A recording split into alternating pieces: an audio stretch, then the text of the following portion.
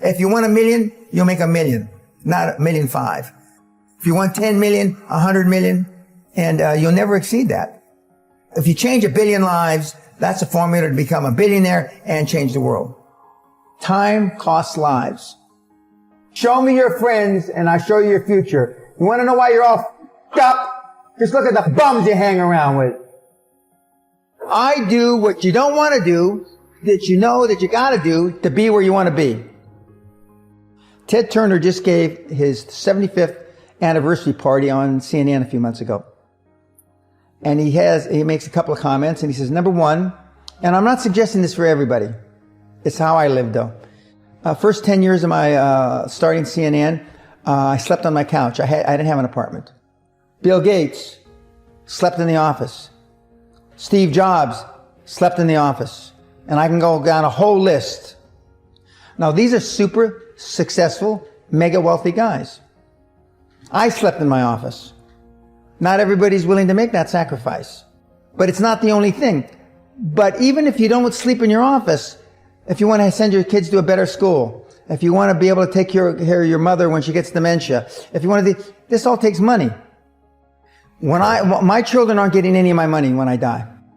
Not one centavo, not one penny. And, 2 of my kids are cool with it. One of them's not so cool with it. I'm not gonna, I think Andrew Carnegie, by the way, Andrew Carnegie, arguably the richest, most successful entrepreneur of all time. He said the best thing that you can have for a child is him to be born into poverty.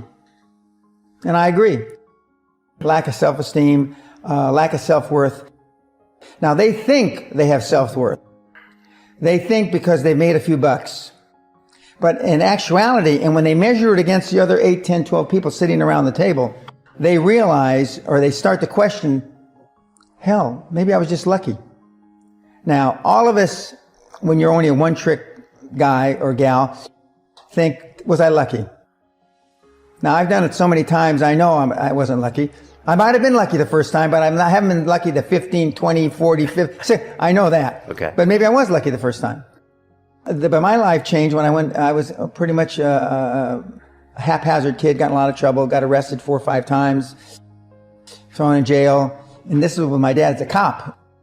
But then I volunteered for the draft in 1966 at the height of the Vietnam War. And I went to OCS, and that changed my life because it was the really first real high performance thing that I could measure myself against with other people. 2/3 of all Fortune 500 CEOs have one thing in common: military background. Really? 2/3 of those 2/3 have something else: martial arts. What do you learn in martial arts, Brian? Discipline, focus.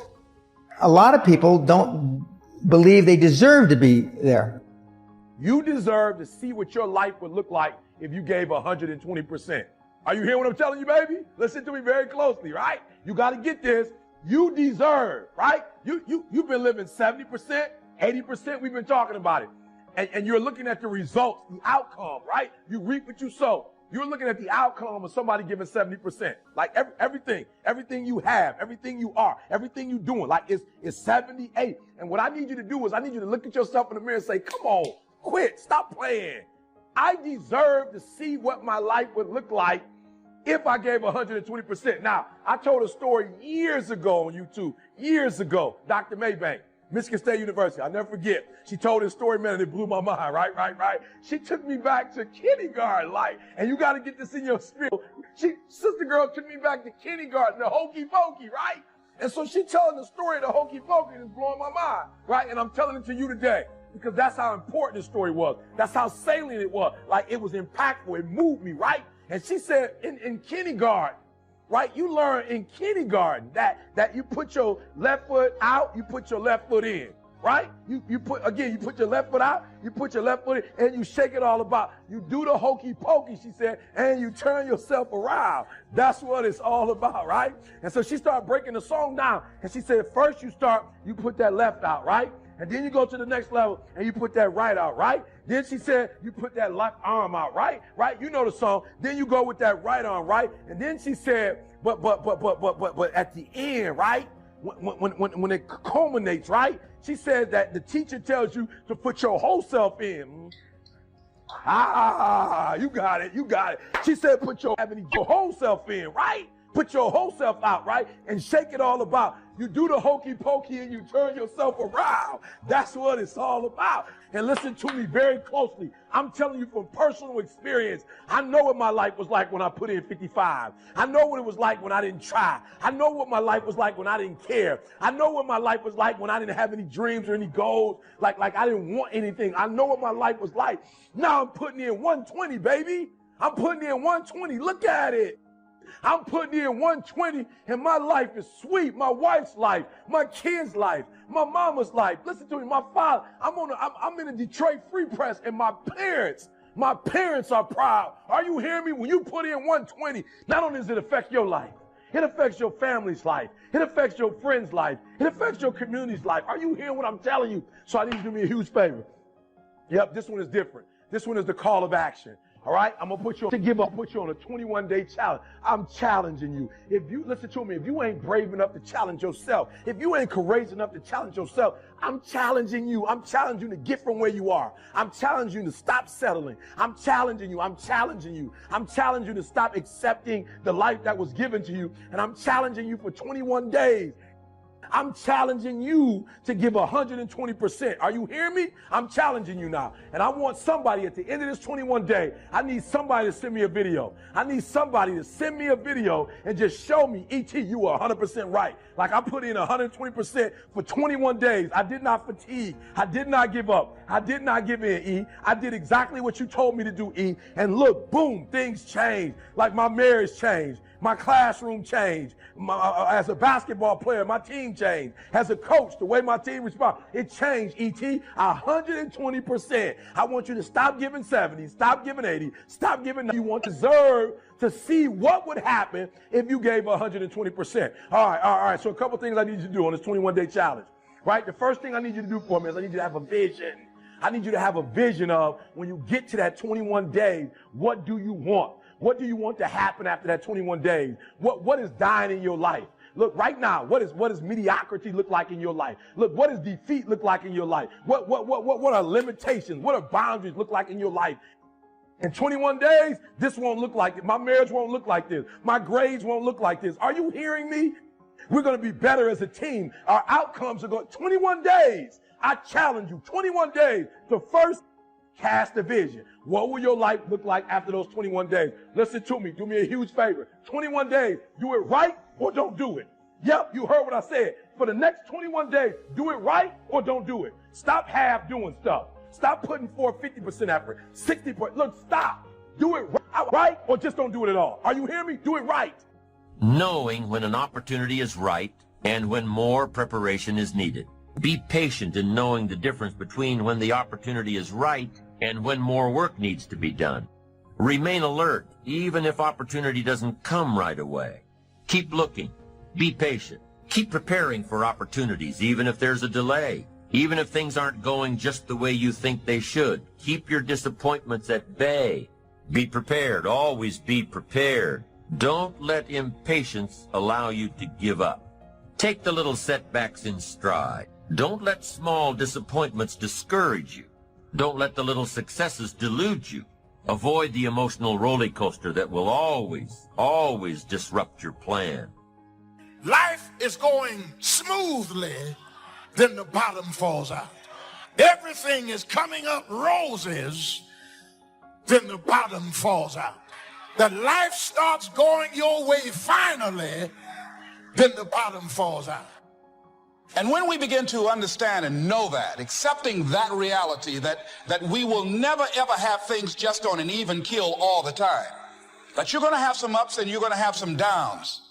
But during those down moments, that's where the growth takes place. That's where the work is. You worked on a job 35 years and now you're laid off. You planned for life to work a certain way and then the bottom falls out. You're looking for this, and God sends that. That even though you love God, does not mean that the bottom will not fall out. You might be going through a season Since darkness is the absence of a thing, you might be going through a season of the absence of a thing that you legitimately need, but it ain't over. You have to be awfully immature to think that every day is going to be a good day. Some days are better than other days. Some days, if it ain't one thing, it's another. One of the things that we know about life is that it is always changing. Sometimes you're up, sometimes you're down. Sometimes things go real well, and sometimes they don't. Sometimes you're happy, and sometimes you're sad. Now that's that thing called life. You may have to function for a while without the absence of the thing you adore, but it's not over. It's just that God has created the treasures of darkness. And in order to create the treasures of darkness, he has to take away light so that he can incubate what he's about to do in your life. It will be hard because life is hard. That's what life is. And these challenges, they're going to do their best to take you down. Do not let them. Stand up, dig in. In the end, we are only as strong as the adversity that we overcome. The pain of the adversity will eventually subside, but the lesson will always remain. And that lesson will strengthen you to endure your next battle, this time stronger and wiser than before. Line up those problems and confront them. Face them. Do not let them bring you down. In fact, let those challenges raise you up. Let them elevate you. Let their demands and their trials make you stronger. Let the adversity you face today turn you into a better person tomorrow. The way you handle your good years will determine if you survive the bad years. In other words, you must learn to maximize the positive. If you don't learn how to maximize the good times and minimize the bad times, then you won't make it through the famine. Victory begins in the dark. And we all go through these times where we don't think it's going to work out. Seasons where nothing is changing. We're being our best, but the business is not growing. The fact is, light is on the way. What God promised you is en route. You've been believing for things to change in your marriage, your finances, with an addiction. It seems permanent. You've already entered a new day. You've already passed midnight. You can't see it yet, but victory is on the way. Life and business is like the changing seasons. You cannot change the seasons. That's impossible. You can't rearrange the seasons. The seasons are going to come however they're going to come, and you cannot change that. So you cannot change the seasons. But make this note, you can change yourself. That was the message I got when I was 25 years old with someone who took the time to teach me. You can change yourself. Now, instead of complaining about the dark, have a new perspective. The dark means the sun is on the way up. The promise is about to come forth. Who can stop the sun from rising each morning? Who can keep light from breaking forth over the horizon? All the forces of darkness cannot stop what God has ordained for you. They cannot keep what He promised from coming to pass. In the face of that darkness, when you don't see any light, get in agreement with God. See, anybody can feel good when they have their health, their bills are paid. Anybody could be positive then. Anybody can have a larger vision then. Anybody can have faith under those kinds of circumstances. The real challenge of growth, mentally, emotionally, and spiritually, comes when you get knocked down. Somebody said that adversity introduces a man to himself or a woman. Adversity is a gift. Embrace it. Trying to avoid adversity would be like trying to avoid the tide while swimming in the ocean. But like the ocean, if you can learn to embrace the tide of adversity, you will eventually learn to let it lift you up, and you can ride the wave to shore unscathed. And in that moment, take a look around. Because the view that you have after you've overcome your adversity is absolutely breathtaking. Would not you make it by Friday? But suppose I told you how you can become a millionaire with what you have. I got my daughter who's a senior at Michigan State counting on me, and she don't know what a loan is. She don't know what FAFSA is. I got my mama who retired counting on me. There's nothing worse than being stupid. And if you will read the books, learn from your experiences, do all the things that you possibly can to get the information, you continue to fight on no matter the circumstances. Tired as you are, as many mistakes as you, may you do make a difference there is. Something they would lose if you were not there. There was something that they would miss if you were not there. You do make a difference. We all have things that we're believing for, dreams that we want to accomplish, problems we're hoping will turn around. Maybe it's to see our family restored, to lose some weight, to break an addiction, to start our own business. Because here's the deal. All of you have everything it takes to become rich. You just don't believe it. Now, if you can develop this theory that I'm about to share with you, I have the way for you to be rich. This is it. First of all of you have a gift. God gave it to you when he created you. God never created a single soul without giving them a gift. That's the God that created you. He's a very smart God. Here's the cold thing. When he made you, he put the gift inside of you. He didn't hide it under the ocean. It ain't on the mountain nowhere. It ain't under no rocks. You ain't got to go drilling. God put what you needed inside of you at birth. All of you have a gift. That's why they go on relationship. That's why they start to tear it down. That's why the relationship starts to break down, because people get scared when it isn't working out, and then they make it worse than it is so they don't have to try. Because they don't want to try again and be disappointed. They don't want to feel that sense of rejection. They don't want to feel that sense of failure. So most people make it much worse than it is. People tell me all the time, oh, I'm skeptical or I'm pessimistic. I said, no, you're gutless. It takes no guts. It takes no courage to be a pessimist, to say it's not going to work, to try to find out what's wrong. What's wrong is always available. So what's right. So I'm not into positive thinking, but I am into intelligence. And intelligence says, see it as it is. Don't make it worse than it is. You must immediately clarify what has to be changed. Whenever you have what you used to call a negative emotion, you're now going to call an action signal. You know that action signal is signaling you need to change one of two things. Either your perception or your procedure. But you have got to do your gift. The thing God gave you at birth to do. It is the thing that you do the absolute best with the least amount of effort. That's your gift. Anything else you doing, you wasting your time. Do you hear me? You wasting your time. If when the alarm clock goes off in the morning and it makes you sick every morning that alarm go off, it's because you ain't doing your gift. You're going against what God created you to be. Do most of you know what your gift is? Who in here doesn't know their gift yet? Okay, let me tell you what you do. Go home today.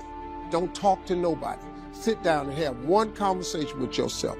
What is the thing that I do the absolute best with the least amount of effort? This ain't gonna take you long. You old enough, you grown. Write it down. I don't care if it's networking. Now let me clarify what I mean by that. Your perception might be, for example, that, gosh, you feel hurt. You feel like your husband doesn't love you so much anymore, or your wife doesn't love you so much anymore because, gosh, when you first met, boy, all you had to do was, look at them and they dropped their newspaper and came over and hugged you. Now they don't. You have a sense of loss, and that hurts you inside. And that hurt is a lot more painful than the feelings of just being uncomfortable. The point, though, is this. Is this an appropriate emotion for you to feel based on this situation and this time with this person? That's really the question we want to ask ourselves whenever we have an emotion. We know that when we have that signal, we need to first identify it, and then secondly, immediately appreciate this signal is offering us a message, and the message is we need to change. Again, our perception or our procedure. So our perception might be, person doesn't love me. Do we need to change our perception? Do we have some rules that are inappropriate in this situation? And the answer here probably is yes. Wouldn't you agree? This person is just wrapped up in what they're doing because they're just immersed. It doesn't mean they love you any less. Sometimes as it goes on month after month, even year after year, we don't see anything changing. It's easy to get discouraged and think It's never going to happen. This is as good as it gets. I'll just learn to live with it. We all go through disappointments, setbacks, loss, pain is a part of life. It's easy to get discouraged, even bitter. Think, why is this happening to me? Sometimes we look at pieces in our lives that don't make sense. The key is what we do in our times of pain. Pain will change us. Heartache, loss, disappointments, they don't leave us the same every painful time. Even though you don't like it. I can't be replaced. Some of y'all acting like, you acting like you indispensable. You acting like if something happened to you, they're going to wait around for the next 2-3 years. Like your spot is just guaranteed. Talk to me. Why can't you be replaced? I got one. Give me one more. Why can't you? Maybe you don't even know why you can't be replaced. Do you know why you can't be replaced? Anybody? Don't let me call on you. Come on, talk to me. Why can't you be replaced? I got time. Coach, I asked him how much time I had before I came in. He told me what I had. We got a little bit more. I can sit here and wait the whole time if you want me to. But I need somebody to tell me why you can't be replaced. Oh, you good. You know already. I feel you, bro. You good. I need somebody else. We good. You fought your whole life to get to this point just to let it slip away. Sure enough, you'll be wiser this year than you were last year. And I've got a few techniques that I teach in my seminar on how to get smarter. Keeping a journal, going to the lectures, going to the seminars, listening to the sermons, picking up ideas from other people. You just must keep up this steady process of learning. Never cease your quest for knowledge. And that's one of the key points to go from average to fortune. Get smart. This is called the possibility for life change starts with education. Don't be lazy in learning. Don't be lazy in picking up the ideas. Don't be lazy in learning from your own experience. Learning is the beginning of wealth. Learning is the beginning of life change. Some people want to start with motivation, but you don't start with motivation. Somebody says, just motivate this guy, he'll be all right. The answer is no, probably not. It's developing something in you that can only be developed in the tough times. Eventually, that will pass, you will get through it, but you will be different. In those tough times when you're uncomfortable, going through a loss, dealing with an illness, you could easily let it overwhelm you. Now how the pain changes you is up to you. You can come out bitter, or you can come out better. You can come out defeated, giving up on your dreams, or you can come out with a new passion, a new fire, excited about the new opportunities in front of you. I may not like it, but I'm not a whiner. I'm a warrior. I know I can handle this. Did you hear what he just said? That's another player. That's why I'm saying it because I don't play football. Say it one more time. You fought your whole life to get to this moment just to let it slip away. You know what's crazy, bro? I've been doing this for a long time.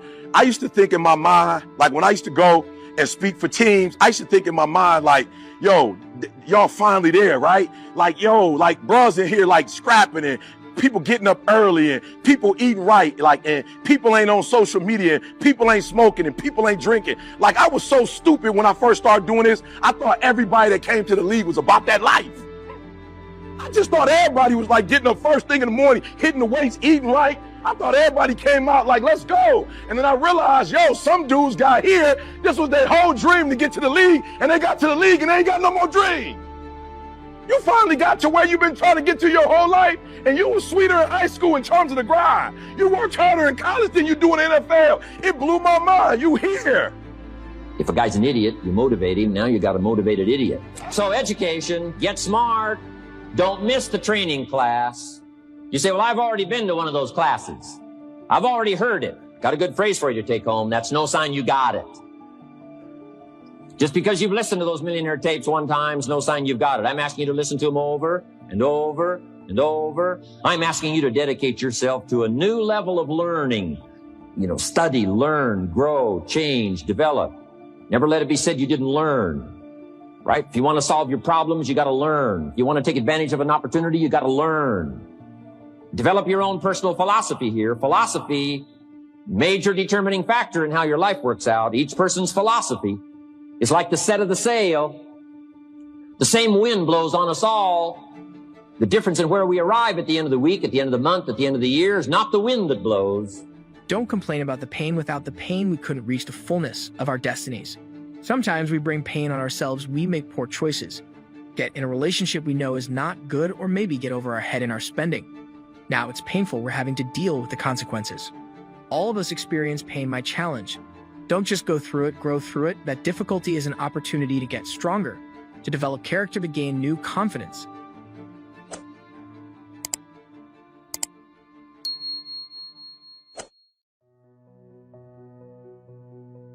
No gain. You got to do the work. You can read all the books until you're wise. You can have faith and believe until it is extraordinary. But now you must go to work. And if you'll learn to appreciate the work that produces the miracle of good health, the miracle of a career, the miracle of a relationship, the miracle of a fortune, only humans now can do this. The birds of the field can't do it. No other life form can imagine and create something from nothing. Have faith and then build it and make it real. Only humans. It's an extraordinary gift. Depends on how often you use it. So number one of the ideas I wanted to share with you to make this an extraordinary opening year century for you is philosophy. We're affected by what we know. Second is attitude. We're affected by how we feel. Third is activity. We're affected by what we do. Now here's the final two pieces. Number 4, learn to measure progress. Once you've set up a project now, you want to turn nothing into something, now you must measure your progress. How are you doing? Here's how we teach it to our children. Life expects us to make measurable progress in reasonable time. Measurable progress in reasonable time. That is the game of life. So part of it is not just to set up the proposed project, but as we start working on it, we start measuring how we're doing. Now first, what is reasonable time? You can't ask someone every 5 minutes, how are you doing now? See, that's too soon. Guy says, I haven't left the building yet. Give me a break. Now we can't wait 5 years. That's too long.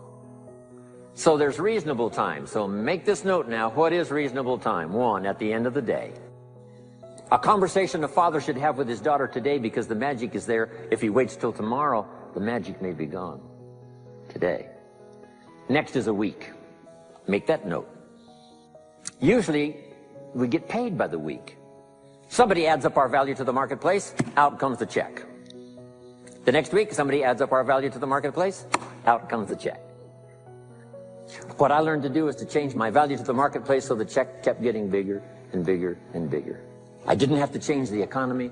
I only had to change myself. Measure your own progress. Success is a numbers game. We demand it of our children. How many years do you want your child to spend in 4th grade? Approximately. About 1 year, right? You say, well, if they're nice kids, would you give them 3 or 4 years? You say, no. This is not a nice game. This is getting ready for the future. This is getting ready for the challenges and the opportunities. You can't linger in 1 grade more than 1 year. Now make this note. The same should go for us as adults. Don't linger more than 1 year in 1 grade of learning. Adult, management, entrepreneurship, leaderships of all kind. Keep up the pace of learning. The numbers. Measure. Count. Now here's the key. Face the truth. If you're only making this much progress, you know, there's no use trying to kid the world, no use trying to kid anybody else, and especially don't kid yourself. If in a period of time you've only made so much progress, you just got to swallow hard and say, this is the truth. I've got to face it. Now, what could I do to start increasing my progress and make my health better, make my income better, make my investments better, make my value to the marketplace much better, get busy learning the 2nd skill and the 3rd skill and the next language and the next language to increase my value? I got to get busy and do that. See, if you will do that, I promise you, one of the greatest motivating factors in the world is progress. And if you'll measure it, you'll get excited.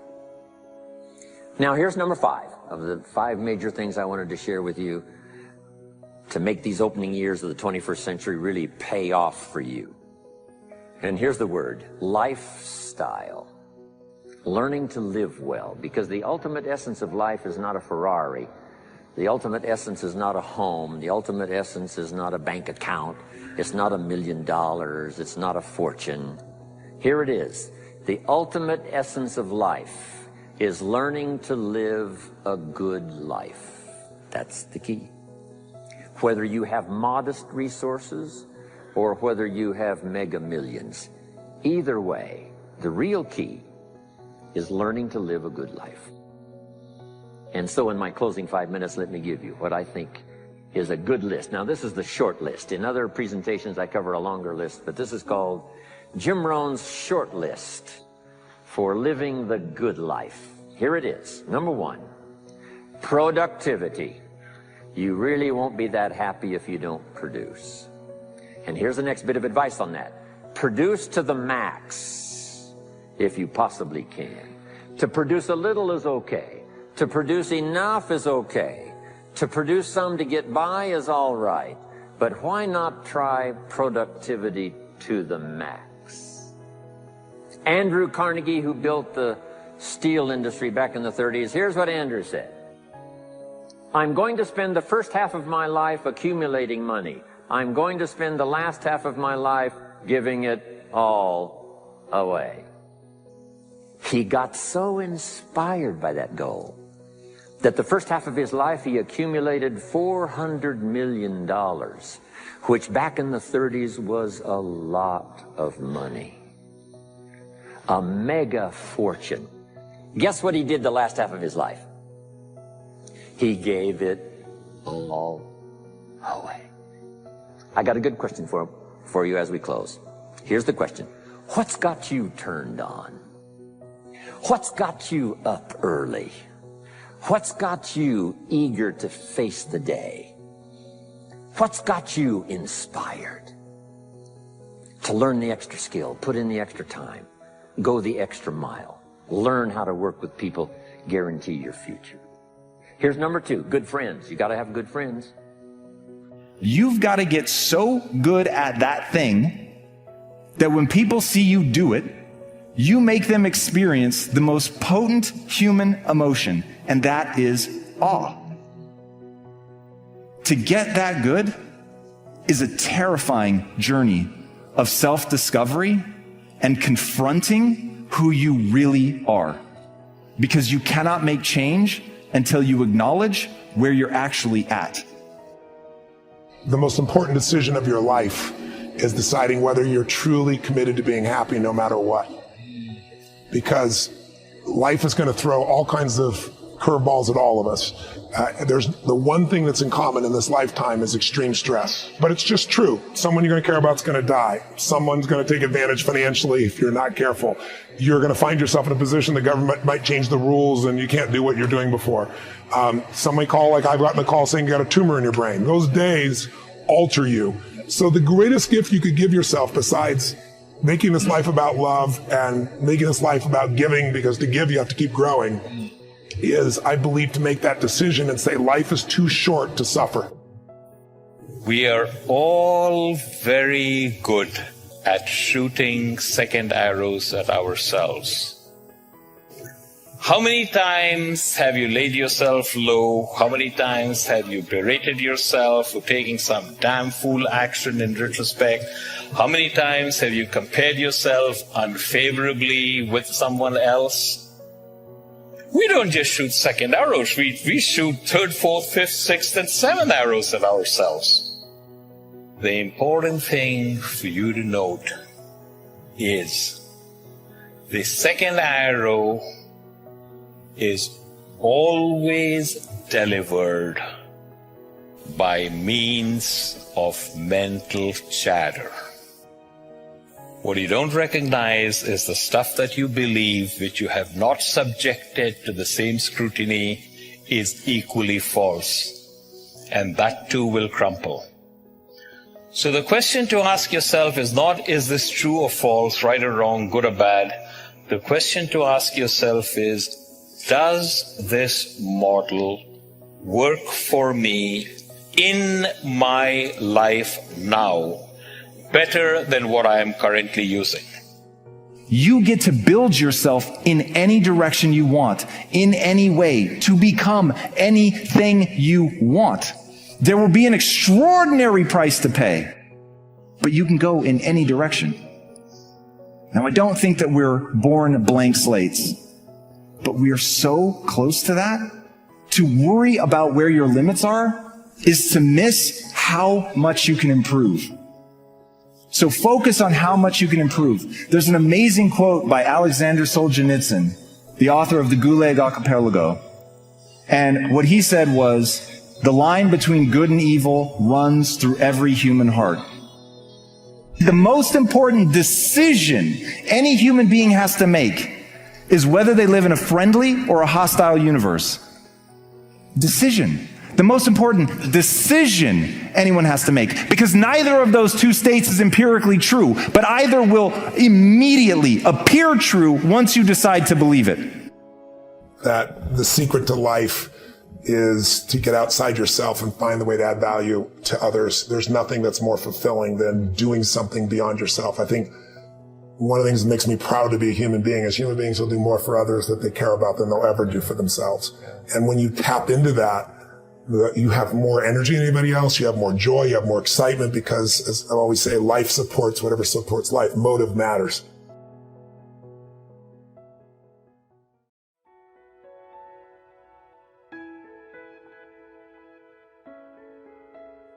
Understanding self-worth is the beginning of progress. Self-worth should be easy. If one of us can do it, all of us can do it. If anybody can think it, we all can think it. I can read, you can read. I can understand, you can understand. From where I came from, the few simple things I did and tried revolutionized my life in 5 years. There isn't anybody here that can't do it. Change from pennies to fortune. Change from nothing to something. Change from broke to rich. Anybody in this room can do it. If any of us can do it, we all can do it. That's the kind of value you should place on yourself. If Jim Rohn can understand it, I can understand it. If he can read, I can read. If he can find it, I can find it. If he can change, I can change. If he can get it done, I can get it done. That's the attitude about yourself. So valuable. Okay? Now, in transforming our lives, we don't start with attitude. We don't start with the inspiration here. We start with education. Somebody says, well, I expected you to just come get motivated today. Well, that probably won't do it. Somebody says, by now we should be standing on the chairs, waving a flag, singing the old gray mare. Get going here. No, that's not where you start. Life change does not start with inspiration. Life change starts with education. You've got to be educated to the point of where you might have messed up. My teacher put it in blunt, simple language. He only went to the 9th grade in school, so he put it in simple language I could understand. He said, Mr. Rohn, after 6 years living in America, healthy American male, 25 years old, been working 6 years, 1 year of college, pennies in your pocket, nothing in the bank, behind on your promises. Shoaff said, I just got one simple explanation for that. You've messed up. Now, I could understand that kind of language. Substitute a Hershey bar for an apple means you've messed up. Should walk around the block, could walk around the block, won't walk around the block. You have messed up. And all you got to go is write down through the list. Don't need some teacher to come by and tell you. Be your own best teacher saying, hey, let me make a list of some places I've messed up. Because if I let this down, that probably affects the rest. And the answer is that's true. So we don't start with inspiration, we start with education. Somebody says, well, just motivate this guy, he'll be all right. Just motivate him, get him turned on. Probably not. If the guy's an idiot, you motivate him, now you got a motivated idiot. No, he won't be all right. So we start with education. What's the first education? If it isn't going well and you live in America, you have messed up. You don't need to change countries. You say, well, the country's messed up. That's like cursing the soil and cursing the seed and the sunshine and the rain, which is all you got. Don't curse all you got. When you get your own planet, you can rearrange this whole deal. But this one, you got to take like it comes. So number 2 is attitude. Here was number 3, activity. This is the work part, the labor part, taking action. The activity is the miracle working piece. A miracle being something we don't quite understand how it works. Doesn't mean it doesn't work. It means we just don't quite understand how it works. Miracles work. Now, if you don't know this quote, live by it. One can have no smaller or greater mastery than mastery over oneself. That's Da Vinci. Da Vinci did amazing things with his life. I wanted to do equally amazing things with mine. And if that's the game that we're playing, if I can construct my belief system, if I can choose at any moment to believe something that's more empowering than I was believing the moment before. And that will actually find its way into my actions, allow me to do things that I couldn't do the moment before. Then it's like that moment in the Matrix where Neo realizes he knows Kung Fu. And that's like, as funny as that is, that's how I think about life. To me, the very fundamental purpose of life is to find out how many skills I can acquire that have utility, and then put that utility to the test in service of something greater than myself. How many skills can I acquire that have utility, put that utility to the test in service of something greater than myself? That is for me the purpose of life. Now, I don't actually want to know Kung Fu. That is not the mission that I'm here to live, but I knew that I had to identify my mission. So what was going to be my mission? Mother Teresa has an amazing quote. Nobody will act for the many, but people will act for the one. And that really struck me because I realized they were right. I was looking at this global pandemic of ill health, and I wasn't moving into action, but thinking about my mom and my sister, or the uncle I had who ate himself to death when I was 12 years old. That made me want to act. Can you describe what you mean by going into the darkness? I can. All right. So going into the darkness, I think everybody is motivated by two different things. One, you have the beautiful things in your life, the things that are going well, the things that you're grateful for, the things you're moving towards instead of away. You have a compelling vision of your future. It's something that you're very excited about. All of those things are the beautiful things. Now, the flip side of that equation are the things that, it's people that doubt you, it's haters, it's things you're moving away from, it's fear-based things, it's something that you absolutely refuse to let happen. So one that is incredibly potent to me are the people that want to see me fail. So it's very different than people who just think you're going to fail. I actually don't have a lot of aggression towards people like that, but people that want me to fail, those people I have a lot of aggression for. And I find in very acute moments, the darkness serves you better. In very acute moments.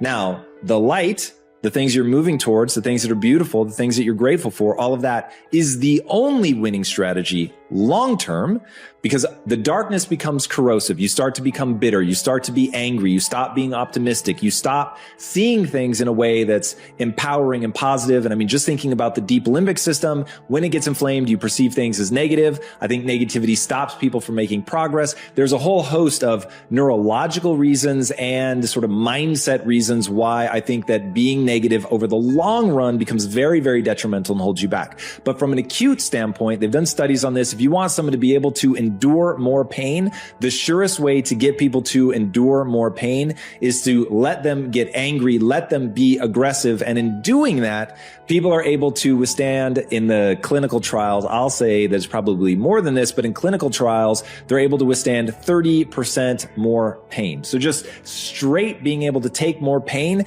anger and aggression lets you do 30% more. So that's why I think in acute ways, in short-term bursts, that the darkness will serve you. The question always is, why do something? Because doing nothing is easy. You just sit there and you don't do anything. That's real easy. The question is, why would you ever do anything? And the answer to that has to be because you've determined by some means that it's worthwhile. And then the next question might be, well, where should you look for worthwhile things? And one would be, well, you could consult your own temperament. And the other would be, well, you kind of look at what it is that people accrue that's valuable across the lifespan. So you do a structural analysis of the subcomponents of human existence, and I already did that. You need a family, you need friends. Like, you don't need to have all these things, but you better have most of them. Family, friends, career, educational goals, plans for, time outside of work, attention to your mental and physical health, etc. That's what life is about. And if you don't have any of those things, well, then all you've got left is misery and suffering. So that's a bad deal for you. So once you set up that goal structure, let's say, and that's really in many ways that's what you should be doing at university. That's exactly what you should be doing, is trying to figure out who it is that you're trying to be. right? And you aim at that. And then you use everything you learn as a means of building that person that you want to be. And I really mean want to be. I don't mean should be, even those things are going to overlap. And it's important to distinguish between those, because that's partly, and this is back down to the micro routine analysis. So as I was saying, well, you're going to try to make yourself more industrious. Okay, number one, specify your damn goals, because how are you going to hit something if you don't know what it is? That isn't going to happen. And often people won't specify their goals too, because they don't like to specify conditions for failure. So if you keep yourself all vague and foggy, which is real easy, because that's just a matter of not doing as well, then you don't know when you fail. And people might say, well, I really don't want to know when I fail because that's painful. So I'll keep myself blind about when I fail. That's fine, except you'll fail all the time then. You just won't know it until you've failed so badly that you're done. And that can easily happen by the time you're 40. So I would recommend that you don't let that happen. So that's willful blindness, right? You could have known, but you chose not to. Okay, so once you get your goal structure set up, you think, okay, if I could have this life, looks like that might be worth living, despite the fact that it's going to be, you know, anxiety provoking and threatening, and there's going to be some suffering and loss involved and all of that. Obviously, the goal is to have a vision for your life such that, all things considered, that justifies your effort. Adopt the mode of authentic being. And that is something like refusing to participate in the lie, in deception and the lie, to orient your speech as much as you can towards the truth, and to take responsibility for your own life and perhaps also for the lives of other people. And there's something about that that's meaningful and responsible and noble, but also serves to mitigate the very suffering that produces, say, the nihilism or the flee into the arms of or the escape into the arms of totalitarians to begin with. You need something to shelter you against your own vulnerability.